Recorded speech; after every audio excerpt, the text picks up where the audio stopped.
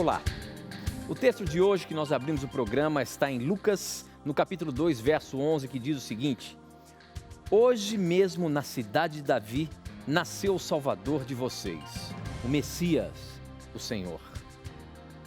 É muito comum no meio evangélico condenar a data de Natal, porque dizem que realmente essa é uma data pagã.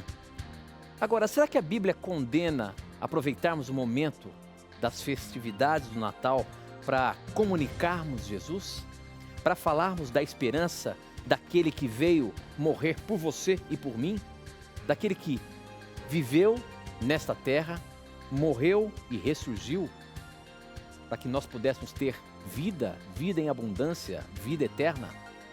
Será que a data do Natal não podemos aproveitar os corações abertos das pessoas para falarmos desse menino Jesus que nasceu? Será que realmente essa data é uma data condenada por ser supostamente uma data pagã? Nós vamos ver isso na Bíblia. Estamos no mês de dezembro, estamos aí vivendo já as festividades, os momentos natalinos. Por que não aproveitar esse momento para falar de Jesus? Essa questão, vamos tirar a prova agora, se podemos ou não aproveitar esse momento. Essa e muitas outras questões você vai ver agora, pois está no ar, Na Mira da Verdade.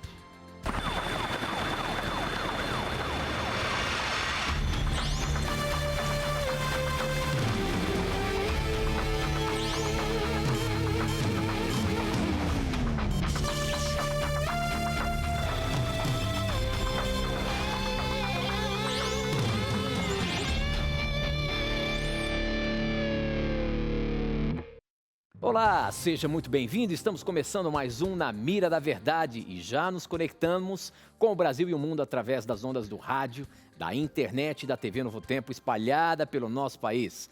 Obrigado mais uma vez por você já estar aqui com a gente, por você já estar nas redes sociais acompanhando o nosso programa, fazendo as suas perguntas, mandando pra gente os seus questionamentos, e é muito bom ter a sua companhia e receber as suas perguntas para que o programa de fato aconteça.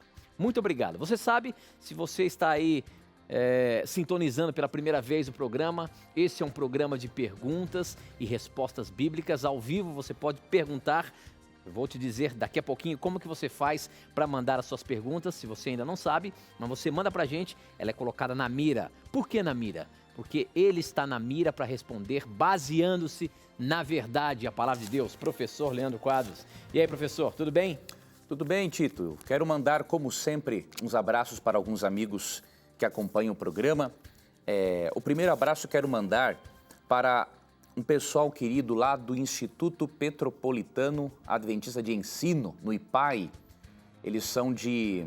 aqui toda a família, ó, Mariana Mateus, Lázaro, João Vitor, a Marina e o Marquinhos, né? Eles encontraram o nosso colega, o Lucas, esse fim de semana, né? E pediram para mandar um abraço para eles também. Que Deus os abençoe, meus irmãos. Obrigado por acompanhar o programa. O outro abraço vai para... Não, esse aqui eu não pude entender a letra, viu? Era meio escrito em hieróglifo. Agora aqui tem outro aqui, ó. Um abraço para Nair Regina, né? É uma cristã batizada desde 1990, trabalha no presídio estadual de Taquara, na área de segurança, né? Que Deus te abençoe. Muito obrigado por acompanhar também o nosso programa. Muito bem, professor. E a gente não cansa de mandar abraço aos nossos ouvintes da Rádio Novo Tempo, que também estão nos ouvindo ao vivo aqui, através da nossa rede de rádios Novo Tempo, espalhada também pelo nosso país, em várias cidades e capitais aí onde tem a Novo Tempo, e também aqueles que têm a Rádio Novo Tempo na ponta do dedo. Através de um aplicativo, você pode ter a Rádio Novo Tempo em qualquer lugar. Se você está numa cidade que você não tem a Rádio Novo Tempo, você está deixando de receber também as bênçãos de Deus com uma boa música. Se você tem um smartphone, tem um tablet, você pode abaixar o nosso aplicativo da Rádio Novo Tempo através das lojas do seu smartphone ou do seu celular. Se é Android, você pode entrar no Google Play, ou se é iOS ou iPhone, você pode entrar no Apple Store. Pode procurar lá Rádio Novo Tempo, você vai ver o aplicativo e também tem o aplicativo da TV Novo Tempo. Você pode ter a TV Novo Tempo também no seu smartphone. Então é só você entrar na loja do seu telefone e baixar o aplicativo tanto da TV como da rádio, tá bom? Tenho certeza que vai ser uma bênção para o seu dia a dia também. Muito bem, professor, nós abrimos o programa hoje, nós estamos vivendo esses momentos que antecedem o Natal e existe aquele espírito muito gostoso que antecedem também as férias de muita gente, das crianças na escola. As crianças estão esperando aquele momento do Natal, onde tem a oportunidade de passar junto com a família, enfim. Só que no meio cristão, no meio evangélico, a data do Natal traz muitas dúvidas, muitas interrogações. Porque existe a ideia de que essa realmente é uma data pagã. De fato, não é a data que marca o nascimento de Jesus. Porém, a gente é comum, isso daí já é cultural, identificar o Natal como o nascimento de Jesus. Só que muitos criticam isso. E nós aqui na Novo Tempo, nós na Igreja Adventista, aproveitamos o momento do Natal para comunicarmos Jesus, para falarmos de esperança. Agora, de fato, professor, será que estamos errando em pregar esse amor nesse momento? Será que a Bíblia condena isso? Pois a Bíblia, amigo Tito e amigo que nos acompanha no programa Na Mira da Verdade, a Bíblia nos apresenta textos bastante claros que demonstram que nós devemos aproveitar todas as oportunidades para falarmos de Jesus Cristo para as pessoas. Antes de ler esses textos, gostaria de informar a você uma coisa importante. Apesar de originalmente ter se celebrado no culto mitraísta o nascimento do sol, né, porque Natal vem de natalis, quer dizer nascimento, a data do 25 de dezembro ela não é pagã como muitos cristãos afirmam. Originalmente, o nascimento do sol no culto mitraísta era celebrado em 25 de março, depois passou para 6 de janeiro, e o Papa Júlio I, no século IV, de forma sábia, transferiu a centralidade do culto ao Deus Sol para o Sol da Justiça, que é Cristo, e aí estabelece-se a data de 25 de dezembro. Então, há uma séria distorção histórica quando querem dizer que o 25 de dezembro é pagão. Então, não é assim que a coisa funciona. Temos que ser cristãos com opinião equilibrada sobre o assunto e pesquisarmos fontes históricas sérias, porque se nós ficarmos aí acreditando em qualquer artigo da internet que fala sobre o assunto, nós vamos encontrar um monte de mitos e inverdades que não vão nos ajudar em nada em nosso crescimento espiritual. Realmente, Jesus não nasceu em 25 de dezembro. Segundo os estudiosos, pelos cálculos que fazem em relação a alguns eventos históricos do nascimento de Cristo, eles deduzem que Cristo nasceu entre setembro, outubro, ok? Agora, nós devemos nos perguntarmos, será que eu devo deixar passar por alto o fato de que Cristo nasceu? Obviamente não. Não é porque eu não sei o dia e o mês exato do nascimento de Cristo que eu não possa recordar que um dia ele nasceu. Se eu comemoro o nascimento de amigos, de familiares, de pessoas que eu amo, por que eu não poderia comemorar em algum momento do ano o nascimento de Jesus Cristo neste mundo, na sua condição divina encarnada? Não é? Então, não há um problema em você celebrar o nascimento de Cristo. Ainda mais considerando uma coisa, a Bíblia defende a ideia de que devemos aproveitar todas as oportunidades para falarmos de Jesus. E um dos textos que eu quero apresentar está em 2 Timóteo 4, verso 2. Aqui tem um princípio interessante que diz assim: pregue a palavra, esteja preparado a tempo e fora de tempo. Ou seja, seja a tempo ou fora de tempo, a palavra tem que ser pregada. Isso significa que mesmo que Cristo não tenha nascido em 25 de dezembro, mesmo que a data do seu nascimento esteja fora de tempo, nós temos que aproveitar o período do ano para falarmos de Jesus Cristo. Veja, eu não estou dizendo que o texto fala do Natal, não é isso. Paulo está falando de um outro assunto, mas o princípio dele é o seguinte: pregue a palavra, em tempo ou fora de tempo. Aproveita todas as oportunidades. E diz assim no contexto, né? Esteja preparado a tempo e fora de tempo, repreenda, corrija, exorte com toda a paciência e doutrina. Todos os momentos devemos aproveitar para falar de coisas boas para as pessoas, especialmente da salvação por meio de Cristo. E no 25 de dezembro, as famílias estão mais sensibilizadas, as pessoas podem se reunir, as pessoas estão mais sensíveis a ouvirem sobre Cristo. Então é óbvio que o cristão que segue este princípio de Paulo, este princípio evangelístico, ele não vai deixar a data passar por alto. O cristão equilibrado e que realmente sabe aproveitar as oportunidades, ele vai aproveitar o 25 de dezembro para fazer uma programação evangelística, por exemplo, na sua igreja, e mostrar para as pessoas que o centro do Natal é a pessoa de Cristo. E um outro texto, e aí eu finalizo com este texto aqui, que nos mostra a importância de sermos sensíveis e sabermos aproveitar as oportunidades, encontramos aqui em Atos capítulo 17. Em Atos 17, vemos a estratégia adotada por Paulo para falar do evangelho em Atenas, entre os gregos, que eram pagãos. Tinham várias crenças, eram politeístas. E olha que interessante o que Paulo fez. Aqui no versículo 22 e 23, você vai ver a estratégia que ele adotou para falar do Deus Criador e do Deus verdadeiro. Então Paulo levantou-se na reunião do Areópago e disse: Atenienses, vejo que em todos os aspectos vocês são muito religiosos. Pois andando pela cidade, observei cuidadosamente seus objetos de culto e encontrei até um altar com esta inscrição: ao Deus desconhecido. Ora, o que vocês adoram, apesar de não conhecerem, eu lhes anuncio.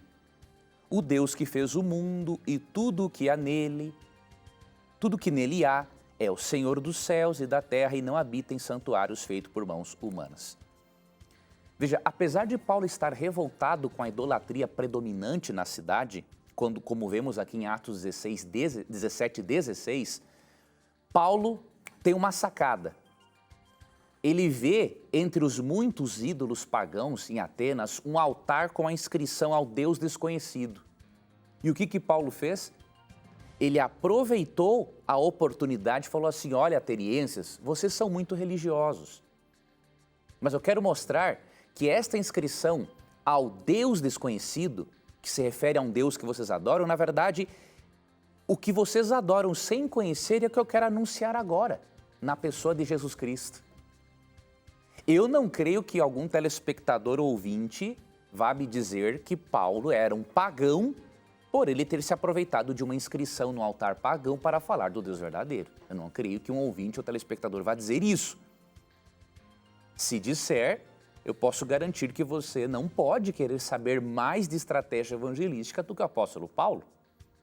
E o segundo ponto, e último, se Paulo não pode ser considerado um pagão por se utilizar de uma linguagem acessível às pessoas para comunicar sobre o Deus verdadeiro, é óbvio, nenhum cristão que decide celebrar o Natal e da forma correta, sem mundanismo e levando a mente das pessoas para Cristo, nenhum cristão pode ser considerado pagão por isso.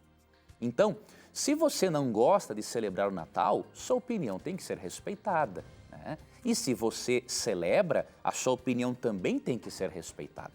Agora, independente disso, vemos na Bíblia que todo cristão que realmente sabe aproveitar as oportunidades vai fazer como o apóstolo Paulo, pregar em tempo e fora de tempo e aproveitar as oportunidades, não é? Desde que isso não fira princípios bíblicos, obviamente, para levar a mensagem de Deus para todas as pessoas. O cristianismo é equilíbrio e nós precisamos permitir que a mensagem cristã nos ensine a sermos equilibrados. Ok, muito bem, professor. Estamos apenas começando. Você tem muito tempo para poder mandar a sua pergunta para a gente. Para você participar do programa mandando seus questionamentos, você pode mandar através do SMS. O número é 12 981510101. Você manda, eu recebo aqui na hora. Ou então pelas redes sociais, pelo Facebook, namiradaverdade.nt, pelo Twitter, @namiradaverdade, e ainda você tem o nosso blog novotempo.com/namiradaverdade. Participe, mande as suas dúvidas para a gente e vamos colocá-la na mira.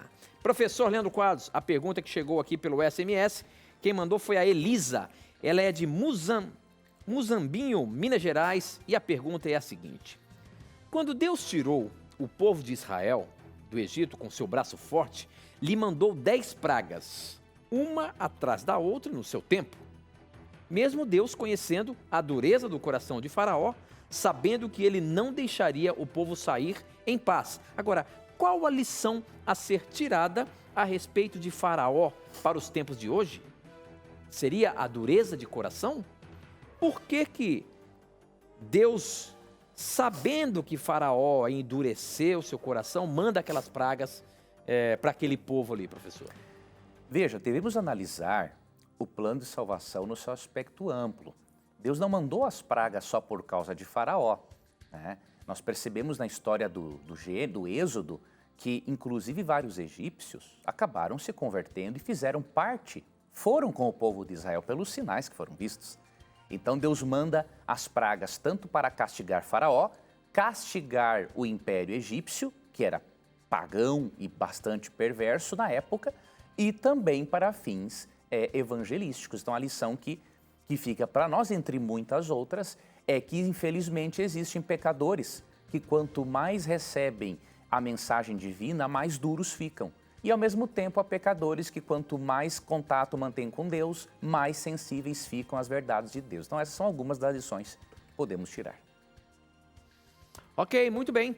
Próxima pergunta aqui agora pelo nosso Facebook. Quem mandou foi o Diego Souza e a pergunta dele é a seguinte: a paz do Senhor, professor, meu nome é Diego, sou de Uruburetama, Ceará. Queria saber como Pedro pôde conhecer Elias e Moisés no Monte da Transfiguração, se eles eram de épocas diferentes? Muito boa pergunta. Como é que Pedro identificou ali aqueles dois seres que apareceram na Transfiguração como sendo Moisés e Elias, se eles não o conheciam? E pelo que eu sei, naquela época eu acho que não existia fotografia.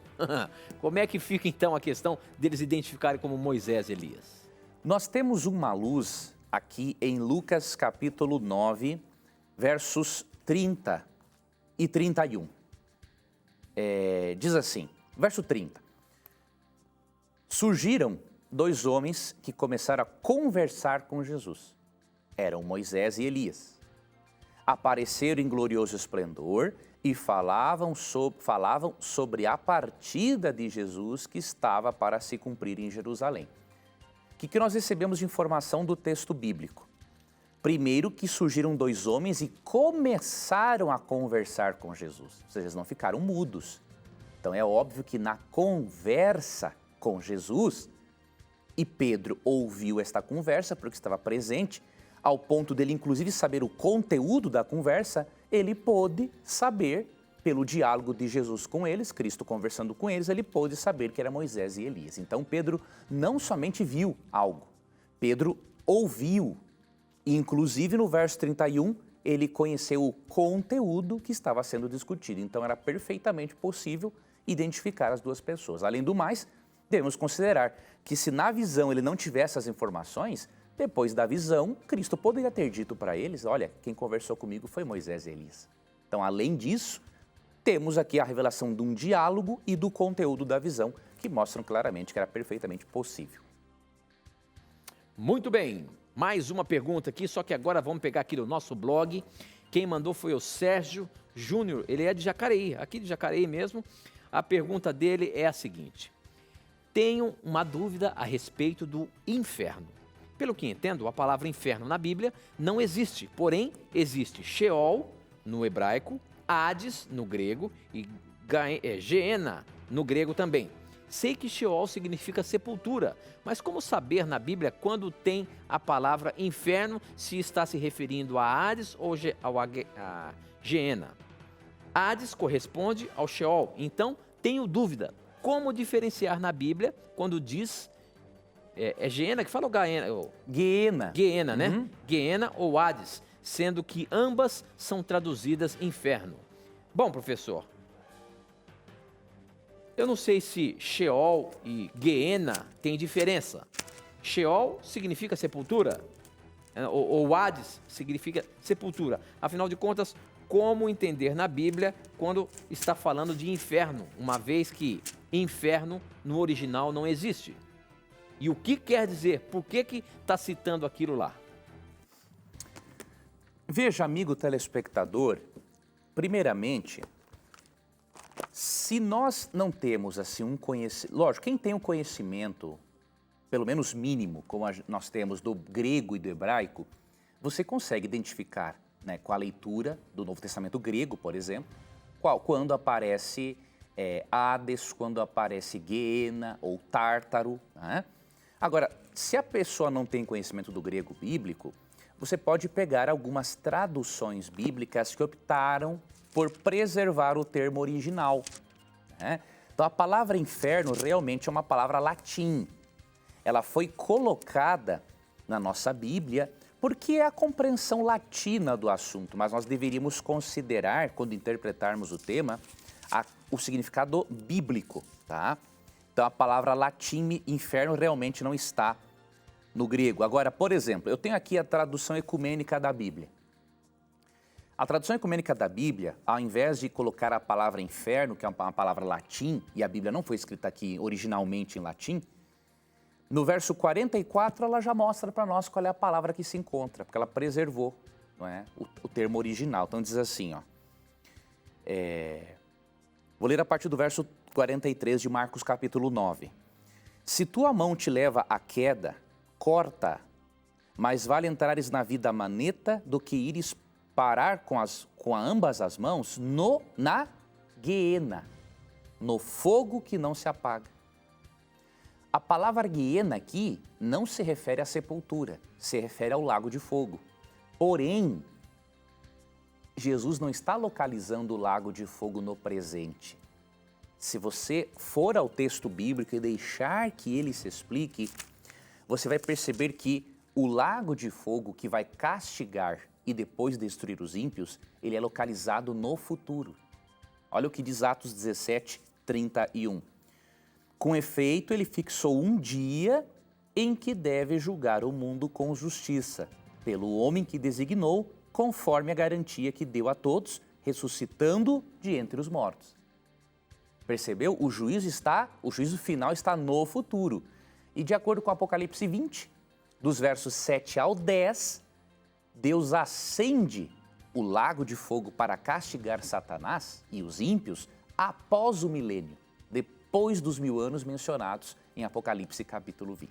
Tá bom? Então, sugiro uma tradução como a tradução ecumênica da Bíblia, porque aí, se você não tiver o conhecimento do grego bíblico e do hebraico, você vai poder, por meio desse tipo de tradução, perceber quando Geena, quando Hades, quando Tártaro, quando Sheol é usado ao invés da palavra latim inferno.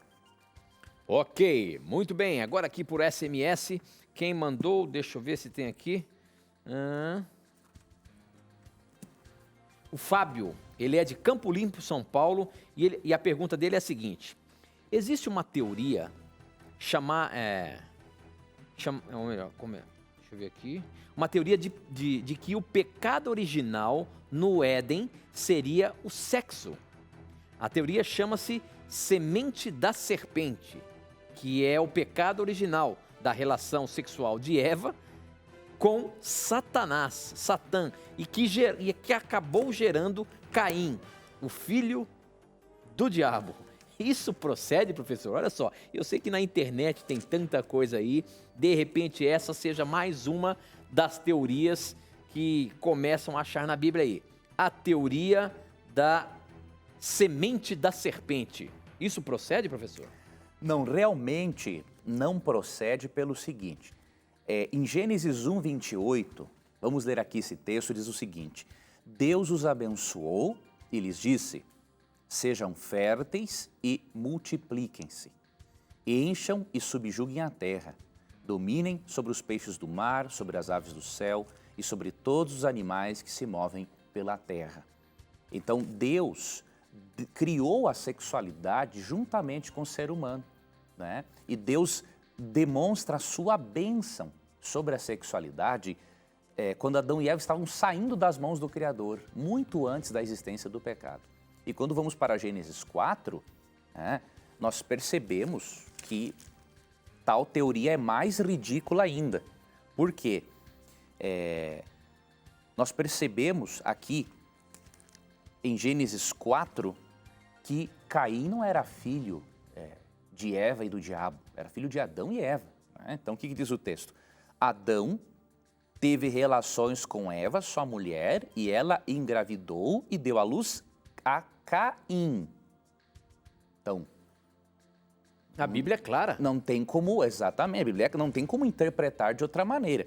Então, infelizmente, tem muitas pessoas que não têm critério nenhum para ler um texto, né? E leem a Bíblia irresponsavelmente ou negligenciam a leitura dela e ficam colocando teorias especulativas. Então, não podemos aceitar tamanha barbaridade. Ok, muito bem. Antes de chamar o intervalo, eu quero aproveitar e oferecer a você, o que eu sempre faço aqui no programa, a revista Verdades para o Tempo do Fim. Isso aqui é um curso bíblico, são 16 lições que estão num formato de uma revista para você aprender mais sobre o tempo em que nós estamos vivendo, o tempo do fim. Para você ter essa revista na sua casa, você pode entrar agora no nosso blog, novotempo.com/Na Mira da Verdade. Você vai ver a imagem dessa revista, peça aqui o seu curso bíblico gratuito, clica lá e vai fazer um cadastro para receber em casa. Ou, se você preferir, você pode ligar para a gente no horário comercial, 0 operadora 12 21 27 3121. Você liga, nós temos uma equipe para enviar a você o curso bíblico, tá bom? Peça hoje mesmo, não perca tempo não, ou então ligue amanhã de manhã, bem cedinho, e peça o seu curso bíblico. Não sai daí não, a gente tem que ir para o intervalo, mas a gente volta já já.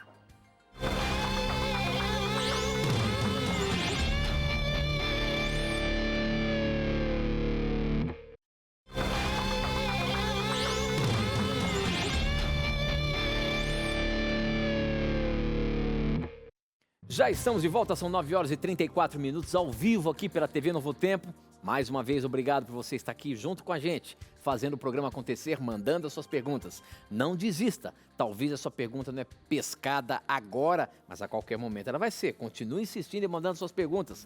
Recebemos aqui milhares de perguntas, mas é importante a sua participação, tá bom? Muito obrigado por estar aí junto com a gente. E hoje nós recebemos pessoas muito queridas que vieram ver o programa aqui junto com a gente, são aqui de Jacareí. Eu queria que mostrasse aí pra gente os nossos amigos, a dona Edna, a Nice, a Érica e o Carlos. Um tchauzinho aí, obrigado por vocês estarem aqui junto com a gente, viu? Que Deus abençoe ricamente a vida de vocês. E a você também que estiver passando algum dia por Jacareí e quiser conhecer a Novo Tempo e ver o Na Mira da Verdade, pode ligar pra gente, tá bom?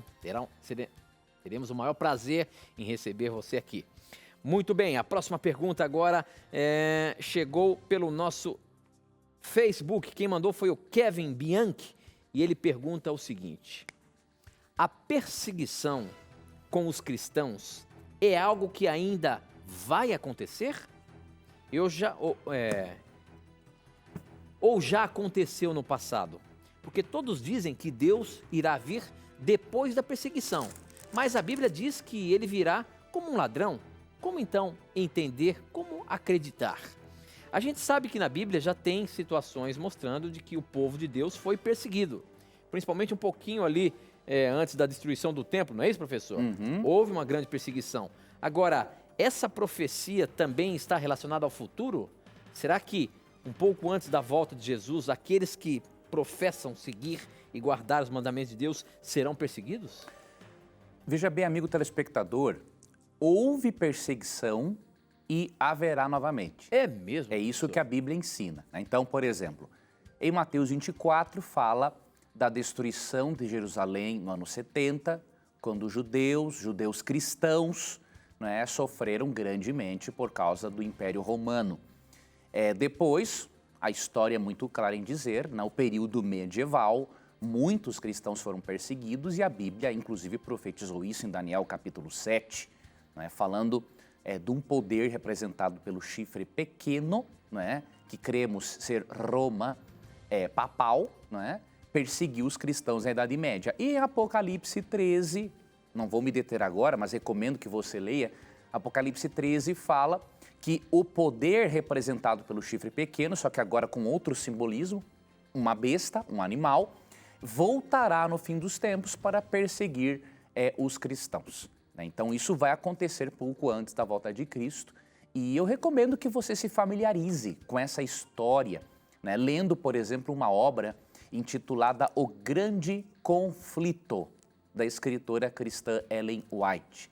Tá? Este livro, nós já recomendamos algumas vezes aqui, ele mostra a atuação de Deus e também a atuação do inimigo em perseguir os filhos de Deus ao longo da história, até os últimos dias, com base na Bíblia, com base na história.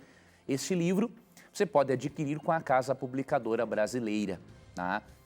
Para o nosso ouvinte, o telefone é 0800 979 0606 e para o nosso telespectador também, ou ouvinte que queira acessar a internet, site cpb.com.br, cpb.com.br. Então, os cristãos foram perseguidos e serão novamente. E para mais detalhes, leia a obra O Grande Conflito, vai ser de grande benefício para o seu crescimento espiritual. E o Apocalipse também nos dá uma luz sobre isso, né, professor? É o que eu mencionei, o capítulo 13 do Apocalipse. Capítulo 13, então é bíblico, isso vai acontecer. Vai acontecer. Ok, muito bem. Então a gente tem que estar realmente preparado. E o objetivo do nosso programa é esse, é motivar você a estudar a palavra de Deus. É motivar você a se familiarizar com que esse livro, que eu costumo dizer que é o nosso manual de sobrevivência, ele pode nos ajudar a andar nos caminhos de Deus. E hoje é o tempo. A gente não pode ficar deixando para depois. A gente tem que nos familiarizarmos, começarmos a estudar mais a palavra de Deus, porque realmente estamos vivendo no tempo do fim. Prepare-se, Jesus está voltando. E a Bíblia nos mostra isso. Esse é o objetivo do programa Na Mira da Verdade. Obrigado mais uma vez por estar aqui com a gente. A próxima pergunta chegou pelo Twitter. Quem mandou foi o Gerson Oliveira. E ele diz o seguinte: a Bíblia nos dá, quando fala em abster-se de sangue, o que isso quer dizer? Que não podemos doar e receber sangue? Quando a Bíblia fala que nós temos que nos abster do sangue, professor, o que ela está querendo dizer com isso? E existem realmente aí dúvidas com relação à doação de sangue. É muito comum a gente ver, por exemplo, nossos irmãos testemunhos de Jeová, não é? Que não doam sangue, não recebem sangue, e eles tentam se basear na palavra de Deus. Mas como que a gente entende isso? Onde que fala isso? Vou ler aqui um dos textos, Levítico 17, 10 a 12, diz assim: todo israelita ou estrangeiro residente que comer sangue de qualquer animal, contra esse me voltarei e o eliminarei do seu povo. Pois a vida da carne está no sangue. Eu o dei a vocês para fazerem propiciação por si mesmos no altar. É o sangue que faz propiciação pela vida. Por isso digo aos israelitas, nenhum de vocês poderá comer sangue, nem também o estrangeiro residente. O contexto é muito claro, para ter dúvida, né? A Bíblia proíbe o ingerir sangue animal por dois motivos. Primeiro, obviamente, o ingerir sangue animal na alimentação, isso produz doenças, especialmente se o sangue estiver contaminado. Segundo, o sangue ele tinha um propósito de fazer a propiciação, a substituição pela vida do pecador. Então, por uma questão cerimonial, o indivíduo não deveria alimentar-se com o sangue, porque o sangue era derramado no lugar do sangue do pecador. Então, na cerimônia, o pecador que sacrificava um animalzinho, ele aprendia que para ele ficar vivo, um inocente teria que morrer e ter o seu sangue derramado. Então, é ridículo usar um texto desses para falar contra a transfusão de sangue, ainda mais considerando que o procedimento nem existia naqueles dias. E para finalizar, mesmo que a Bíblia não fale de transfusão de sangue, porque é um recurso médico novo, né? Em comparação com o tempo com o qual a Bíblia foi escrita, temos um princípio na Bíblia que claramente nos mostra que é correto sim fazer doação de sangue. 1 João 3,16, nisto conhecemos o que é o amor. Jesus Cristo deu a sua vida por nós e devemos dar a nossa vida por nossos irmãos. Se devemos dar a vida pelos irmãos, se necessário for, muito mais doar o sangue. Então, somente uma visão distorcida e sectária da Bíblia pode proibir a transfusão de sangue. Muito bem. Na segunda-feira, infelizmente não conseguimos colocar aqui a resposta do Bom Debate, mas ela fica agora. Fica aí então com o Bom Debate.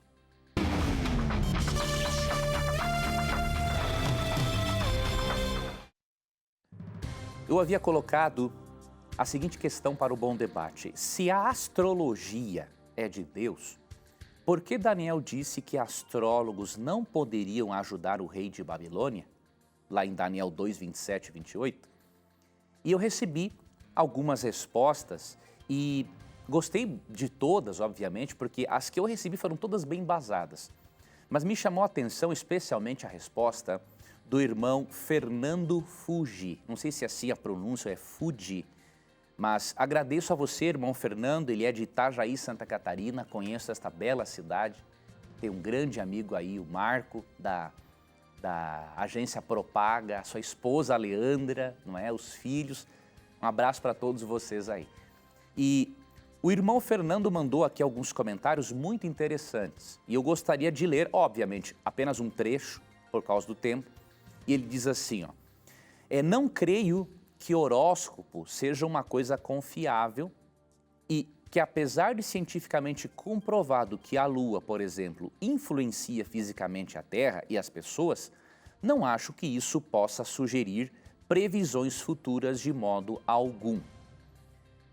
Então esse primeiro ponto é corretíssimo, né? A Lua, devido ao campo magnético que existe na Terra, a posição da Lua influencia sim, o nosso planeta. Agora, como ele bem disse, não ao ponto de dar ao ser humano a capacidade de predizer o futuro, né?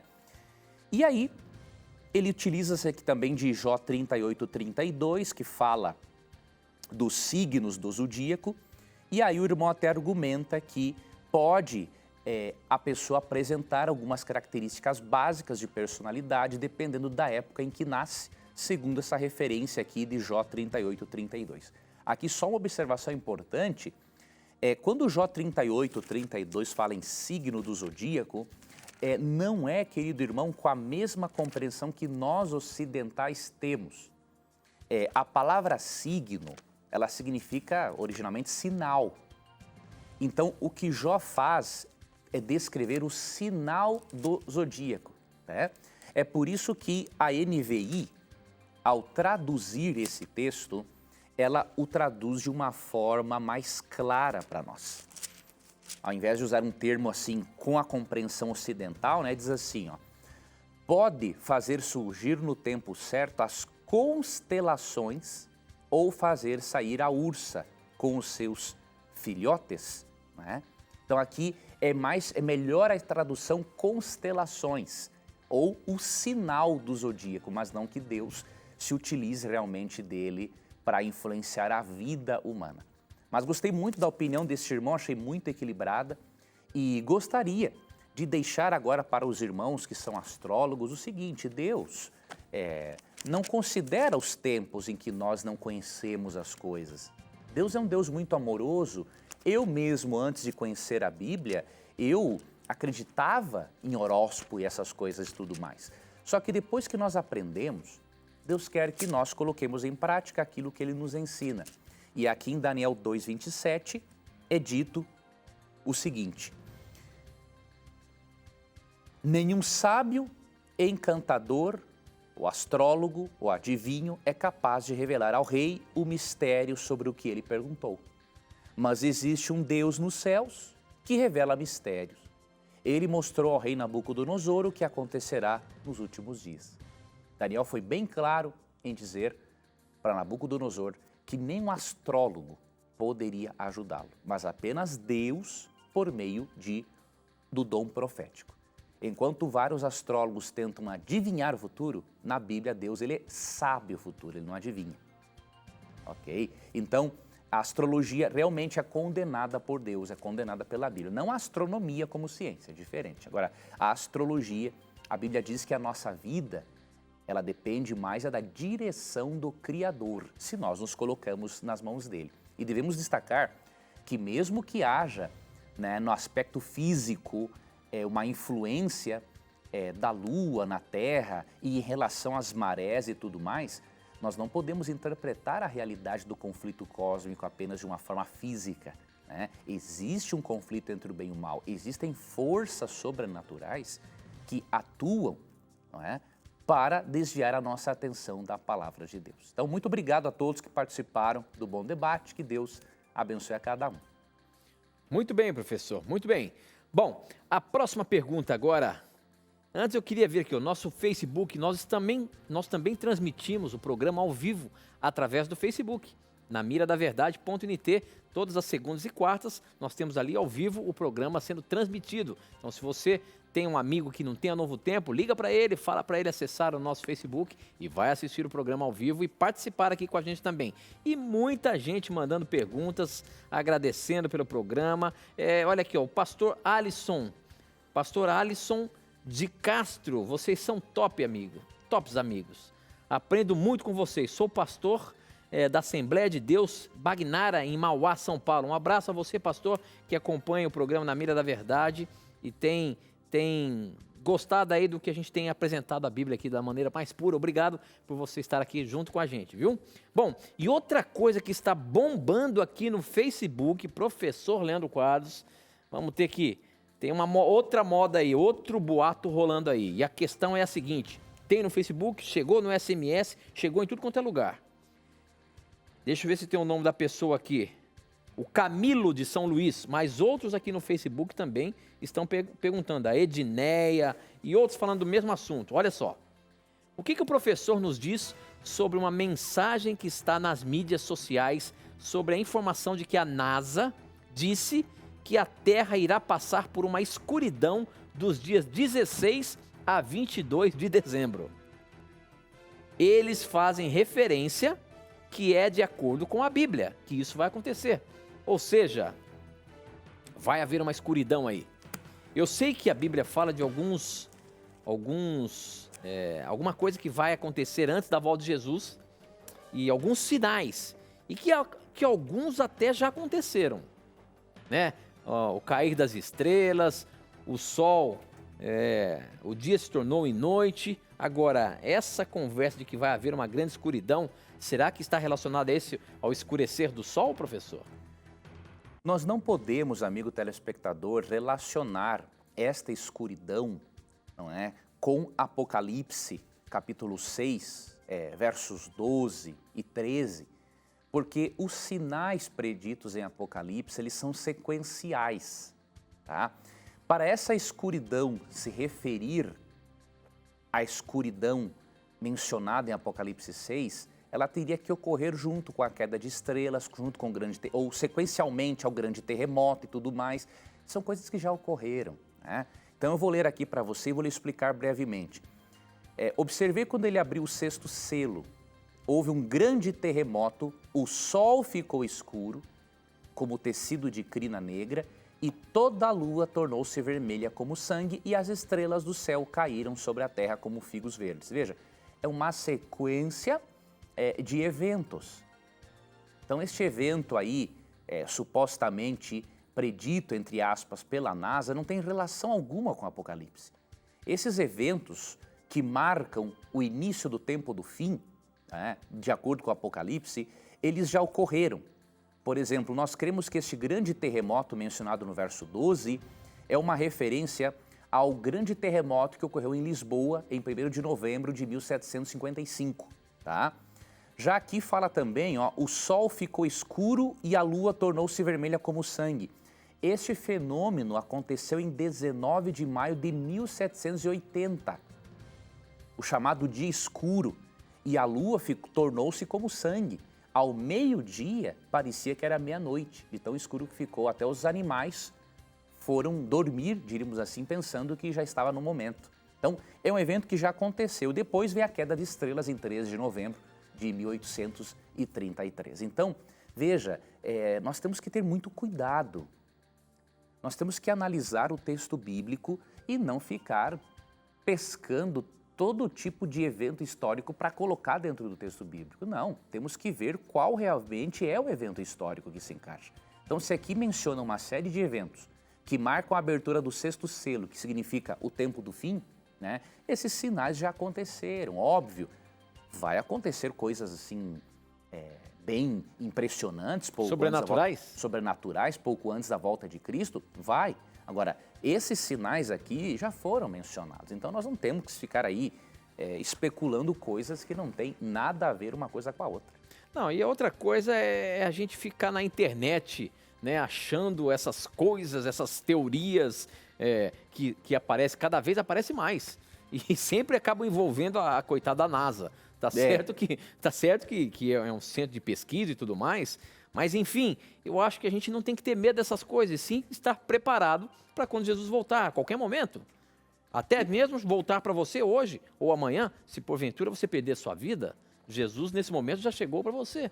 Portanto, não fique aí se preocupando com as teorias de conspiração que tem na internet. Se aprofunde no estudo da palavra de Deus. Ok, a próxima pergunta aí chegou pelo nosso Facebook e é uma pergunta capciosa, professor. Vamos ver como é que você sai aí, meu amigo.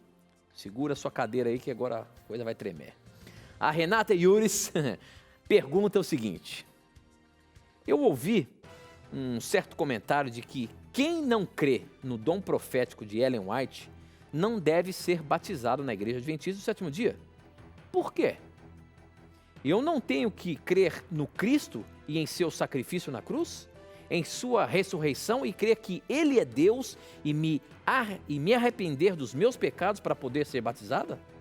Se eu tiver que crer em uma humana para poder me batizar, já não está sendo deturpada a palavra de Deus? Eu acredito que Deus dê dons àqueles que Ele quer usar para fins específicos, mas dizer que eu obrigatoriamente tenho que me confessar, ou tenho que confessar que alguém seja profeta para me batizar, sendo que eu tenho que confessar e reconhecer a Jesus Cristo como meu único e suficiente Salvador, cria-se um problema.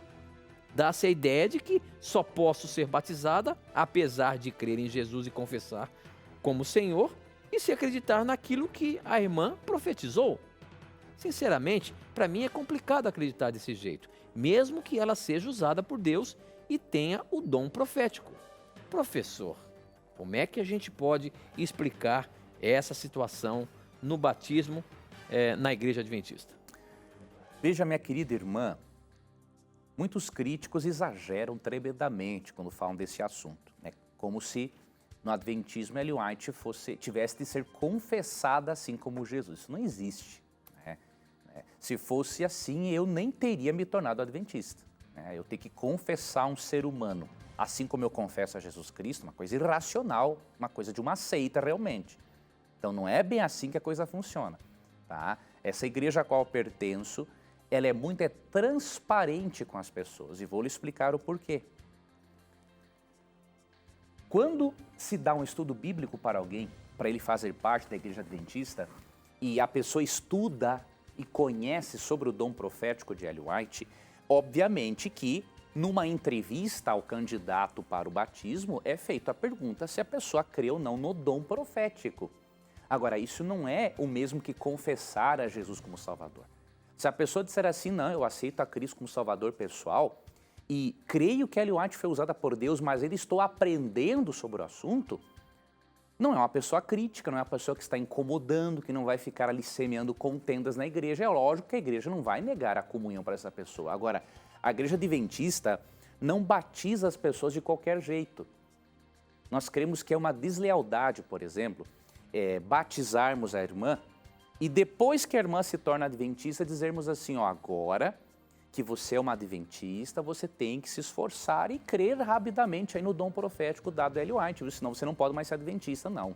Nós não agimos assim, tá? A pessoa, ela é perguntada a respeito do assunto, não é? Para ela ter certeza do que realmente está fazendo, né? Então, imagine batizar uma pessoa na igreja adventista e só depois ela saber que nós cremos que Deus a inspirou para levar a nossa mente para a Bíblia Sagrada. Então, é por isso que nós apresentamos o assunto antes. Mas, em hipótese alguma, estamos dizendo que você tem que confessar Ellen White como se confessa a Jesus. Tem críticos que falam isso. A sua observação é muito oportuna porque, infelizmente, tem críticos bastante desinformados que falam sobre esse assunto. Mas espero ter brevemente lhe esclarecido a questão. Espero que a irmã continue estudando a Bíblia, aprofundando-se e mantenha contato com alguma obra de Ellen White. Você vai perceber a riqueza, o conteúdo espiritual que existe ali e que vai levar você para a palavra de Deus, que é a nossa regra de fé e prática. Nós não dependemos, em hipótese alguma, de Ellen White para entendermos as doutrinas bíblicas. As visões de Ellen White serviram para os pioneiros adventistas como confirmação de assuntos que eles estudavam diretamente na Bíblia. Os pioneiros adventistas tinham estudos bíblicos que eles utilizavam mais de 100 textos bíblicos. Então, outra coisa que os críticos dizem que Ellen White criou doutrinas na igreja adventista, isso é uma barbaridade, ela nunca criou doutrina nenhuma. Ok, professor, muito bem. O pessoal está atento aí, nós estávamos falando sobre o negócio da NASA, o Paulo aqui já falou assim, na página oficial da NASA não tem nada falando sobre esses dias escuros de 16 a 22. Portanto, o pessoal está ligado aí, conectado também com a gente e na internet. Mas a pergunta dele é a seguinte: Salomão, ele se desviou no final da vida por causa das suas esposas? Então, o rei Salomão, que inclusive tem textos na Bíblia, perdeu a salvação? Professor, nós temos 2 minutinhos. Salomão se perdeu? Perdeu-se não, se desviou sim. Aqui em 1 Reis 11, vou ler aqui para nós, a partir do verso 3. 1 minutinho, hein? Verso 4 então. Sendo já velho, suas mulheres lhe perverteram o coração para seguir outros deuses, e o seu coração não era de todo fiel para com o Senhor seu Deus, como fora o de Davi, seu pai. Salomão seguiu Astarote, deusa dos Sidônios, e a Milcom, a abominação dos Abonitas. Assim fez Salomão o que era mal perante o Senhor. Então Salomão se desviou feio realmente. Mas em Eclesiastes 12, 13 e 14, percebemos que apesar do desvio e de uma perspectiva mais negativa da vida, ele resume o seu livro mostrando que ele continuava assim, buscando a Deus e tendo o seu arrependimento. Ele finaliza o livro dizendo mais ou menos assim: a conclusão de tudo é: teme a Deus e guarda os seus mandamentos, porque isso é dever de todo homem, porque Deus há de trazer a juízo todas as obras, até as que estão escondidas, quer sejam boas, quer sejam más. Muito bem, professor. Com essa nós encerramos então mais um Na Mira da Verdade e a gente se encontra no próximo programa, se Deus quiser. Até lá. Amigo Tito, Deus te abençoe, amigo ouvinte e amigo telespectador. E lembre-se que sempre que você tiver a coragem de perguntar a Bíblia, vai ter a coragem de lhe responder. E aqui no Beco você já sabe, suas dúvidas, os seus questionamentos sempre vão estar na mira da verdade. Até o nosso próximo programa. Tchau.